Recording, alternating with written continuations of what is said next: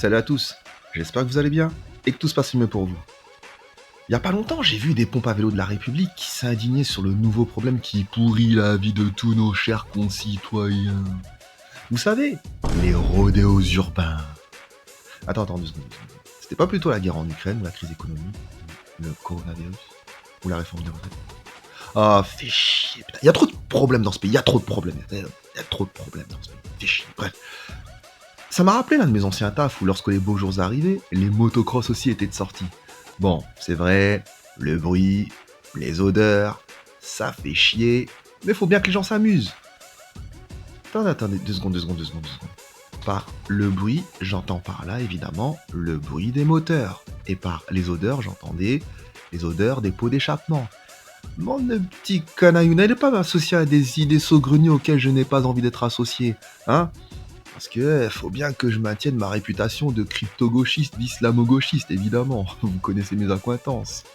Et histoire de pas trop jouer mon adhérent de la FI, je dirais aussi que le comportement des habitués de ce genre de choses faisait preuve, évidemment, conduite à haut risque, à faire des roues arrière sans casque ou avec des écouteurs Beats sur les oreilles, ce qui est très bon pour la sécurité, et aussi à revisiter le code de la route à leur sauce.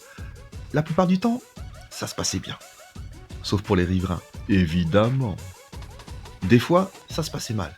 Donc là, je me suis dit, cockney, fais une vidéo à ce sujet en creusant sur la chose, évidemment. Ensuite, je demande à H. C'est un peu comme ma directrice de la publication. Bref, je demande ce qu'elle pense sur le sujet. Et là, elle me répond, ça existe encore ça? Ok, vous me direz, quand on a grandi en banlieue parisienne, un film comme Mad Max Fury Road, ça relève pas vraiment du film de science-fiction post-apocalyptique, mais plutôt du documentaire autobiographique. Donc, vous voyez ces histoires de rodéos urbains, là, ça relevait plus de l'anecdote pour elle que de l'information choc. Vous voyez ce que je veux dire? Bref, toujours à l'écoute de ses conseils, je me lance sur la thématique. En fait, je l'ai pas écouté.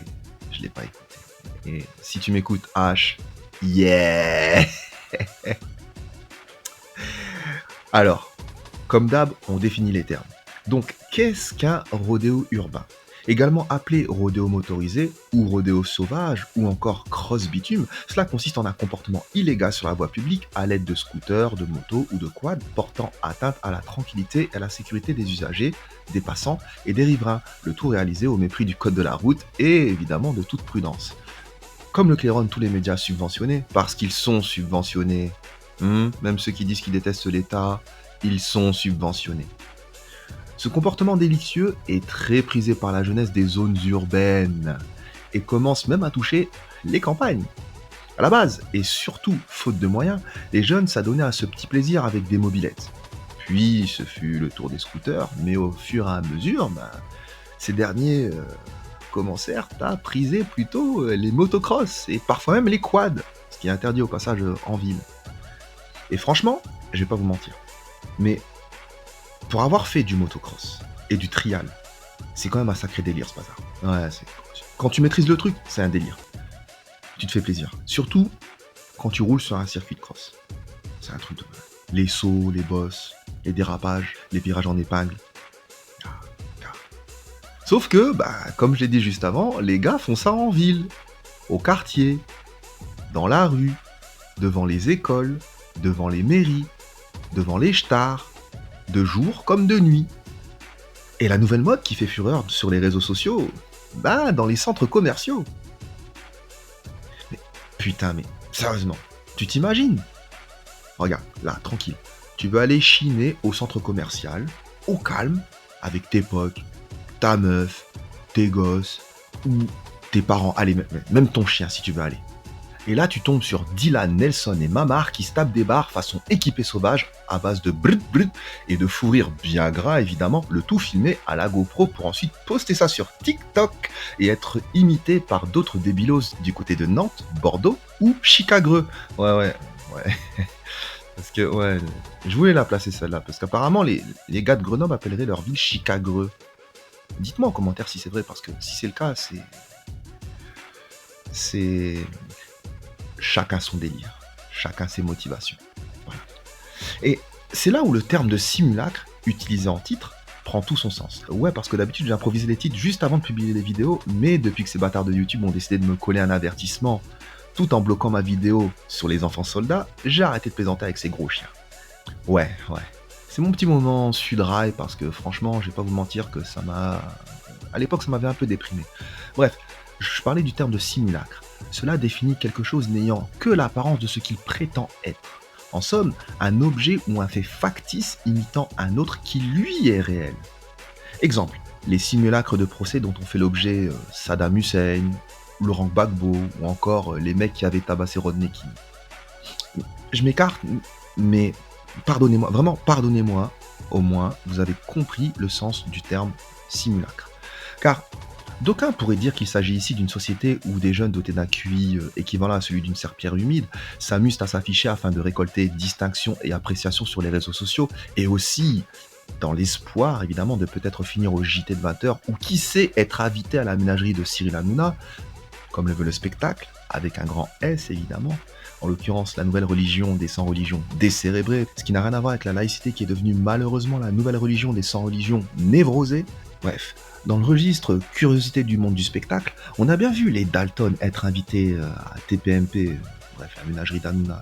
Les Dalton, c'est un groupe de rap qui s'est surtout fait connaître en faisant des rodéos justement, avec les flics et d'autres buzz qui sentent le maroilles. Renseignez-vous pour savoir si vous savez pas ce que c'est le maroilles, puisque les Dalton, franchement, c'est une perte de temps et de neurones. Mais vous avez déjà écouté leur son?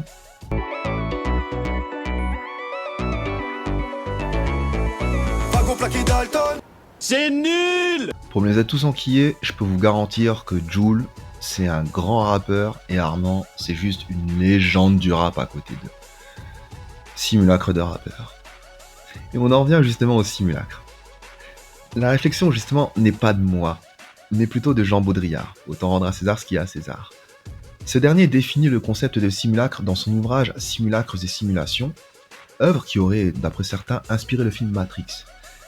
Baudrillard, ici, fait la différence entre le simulacre et la copie, dans la mesure où la copie se réfère à une œuvre originale, tandis que le simulacre ne fait que de simuler d'autres simulacres, et ainsi de suite, et ainsi de suite. Toute notion d'œuvre originale, d'événement authentique ou de réalité disparaît pour ne plus laisser la place qu'à un jeu d'ombre et de miroir. Parce que si on essaie de fouiller un peu dans tout ce bazar, on s'aperçoit assez rapidement que ces fameux rodéos sauvages ne sont que les simulacres des courses illégales. Ces dernières avaient vu le jour dans les années 30, aux States évidemment, et sont encore très en vogue dans les pays anglo-saxons au point où ça a donné plusieurs simulacres sur le plan cinématographique avec des films comme American Graffiti, Need for Speed, ou encore tous les Fast and Furious, et franchement désolé, je me suis arrêté à celui avec la piste d'avion là, super longue, là, je sais pas quoi, là.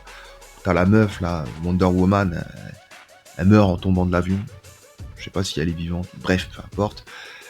Et en matière de course-poursuite, on a pu voir des films références même, comme Bullitt avec Steve McQueen, le blanc. En somme, une course-poursuite dans les rues de San Francisco, vous voyez comment c'est vallonné, au volant d'une Ford Mustang 390 GT Fastback de 1967. Pouah, le truc de fou.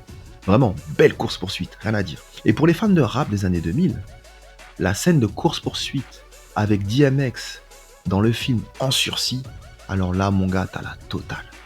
Un quad poursuivi par une moto, des voitures et un hélicoptère. Ça se passe dans les rues, dans les ruelles, dans les bureaux, sur un toit, le tout diffusé en temps réel à la téloche.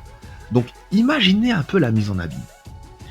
Vous assistez à une course-poursuite diffusée à la télé en live. Dans le même temps, vous voyez les commentaires du présentateur, des téléspectateurs, tout en ressentant le stress du poursuivi, des poursuivants et des témoins. Là, je vous le dis tout de suite, votre cerveau, il est en ébullition. Et vous voilà marqué à vie par l'envie secrète ou avouée de reproduire ce genre de simulacre. Sur le plan vidéoludique, vous pouvez revivre ça avec des jeux comme Driver, Ridge Racer, Asphalt, Forza, la série des Need for Speed et bien sûr GTA. Tous ces médias mettent en avant des compétitions automobiles clandestines et non autorisées, évidemment, ayant souvent lieu sur la voie publique et donc avec toute la part d'imprévu et d'improvisation qui en découle. Rien à voir avec les courses bien organisées, bien ordonnées et bon chic bon genre de la Formule 1 ou des rallyes. Cela peut être spontané ou organisé, La plupart du temps, les participants à ces événements s'organisent et se mettent d'accord sur le point de départ et d'arrivée, et bien sûr, au vu de la vitesse des bolides, et surtout au vu du non-respect du code de la route, les forces de police s'invitent à la soirée et viennent interférer dans le bon déroulement de ces événements et font passer la course normale en course poursuite. Le fait de s'affranchir des règles du commun, d'évoluer dans une organisation parallèle, de pratiquer sans retenue une course risquée, en bref, de faire ce qu'on veut, procure aux participants de l'excitation et surtout une sensation de liberté et d'anticonformisme. Ou plutôt un simulacre de liberté et d'anticonformisme. Un peu comme vous quand vous regardez une pub avec un véhicule. Vous avez jamais remarqué que les pubs consacrées aux caisses montrent rarement les embouteillages, les feux de circulation? Parce que, en dehors des radars automatiques, je tiens tout de même à vous rappeler que la vitesse moyenne sur le périph' pour ceux qui habitent en Île-de-France, le périph' parisien, est d'environ 40 km/h aux heures de pointe et de 50 km/h en temps normal, alors que la limite est fixée à 70 km/h. Ces pubs se passent toujours sur des grandes artères urbaines vides, souvent de nuit ou dans des paysages désertiques, sauvages, au sein desquels évolue une seule voiture, la seule voiture au monde, la vôtre, enfin, la future vôtre. Simulacre de liberté, les amis, simulacre de liberté. Parce que ce simulacre vous pousse justement à ressentir la simulation reliant le concept de liberté à l'achat du véhicule. Pour ceux qui ont une caisse, vous savez qu'avoir une voiture, c'est de la thune. Voilà, c'est de la thune. Tu craches au bassinet, il n'y a pas à dire. Pour la carte grise, l'assurance, le carburant, les réparations, les révisions, la vignette critère pour ceux qui circulent en Île-de-France, les amendes pour les renégats du bitume et le contrôle technique pour ceux qui sont fidèles à leur caisse. Je pense qu'on a connu mieux en matière de liberté, vous me direz, n'est-il pas? Parce que, bien évidemment, derrière le simulacre et ses différentes simulations, c'est le spectacle qui déploie toute sa magie. Et par spectacle, j'entends par là l'un des visages du capitalisme, dont la pub est l'un, si ce n'est l'outil de prédilection. Vous me direz, mais Cockney, c'est quoi le lien avec les bandes de sapajou en motocyclette? En outre de s'afficher le visage découvert, ces PNJ mal codés font une sorte de pub pour eux-mêmes, afin de récolter des vues, des likes et des commentaires. Un peu comme moi, quoi, quand même. En somme, le fameux quart d'heure de célébrité qu'avait prédit Andy Warhol. Et c'est là qu'entre en scène une autre personne, en l'occurrence Guy Debord, les cocos. Dans son ouvrage La société du spectacle, Guy Debord définit comment les stéréotypes deviennent des modèles de comportement à suivre, faisant de la volonté de se montrer à l'autre une imitation d'une reproduction consommable et interchangeable. Pour lui, le spectacle représente davantage un rapport social entre individus diffusés par le biais de médias qu'un agrégat de sons et d'images, un phénomène purement immanent qui s'amuse à prendre des allures de transcendance. Et vous le voyez, car au-delà des cas des rodéos urbains, vous avez sûrement dû assister au cortège des mariages du ghetto, à base de louloulouloulou, gros bolide, loué et tout le bazar, plaques étrangères. Parce que, qu'on soit clair, qu'on soit franc et clair, c'est quand même pas les gens de Neuilly ou de la campagne qui débarquent dans les mairies en mode invasion barbare. Voilà. Autant regarder la vérité en face, même si elle est déplaisante. Et là, on a droit soit à un blocage de la circulation, ce qui a le chic de faire chier, soit à la conduite dangereuse de la part de certains participants, ce qui a le chic de faire chier, de blesser et parfois de tuer. Encore un simulacre de bonheur et de liberté lié à l'euphorie et au grand nombre de participants étant dans cet état d'esprit. Lors de telles occasions, les gens s'affranchissent l'espace de quelques minutes de toute notion de vie en collectivité et des conséquences qui l'incombent en cas d'infraction.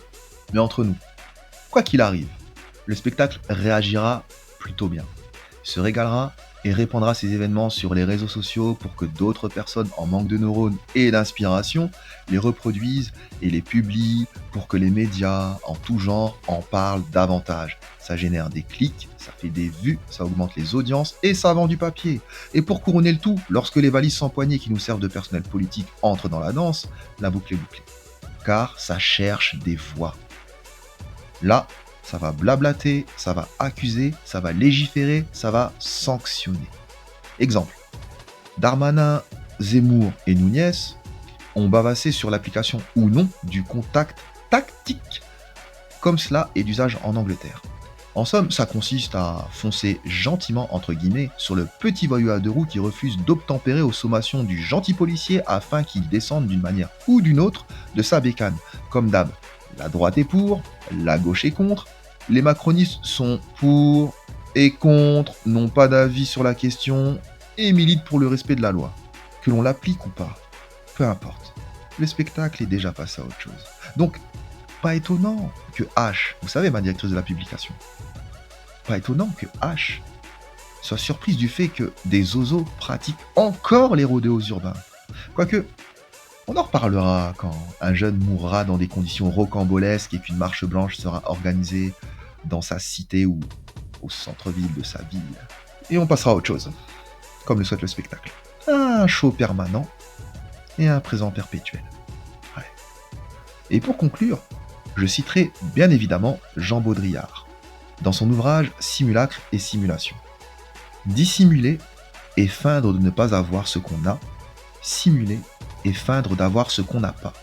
L'un renvoie à une présence, l'autre à une absence. Je vous remercie pour votre temps et votre écoute, et à très bientôt. Au revoir.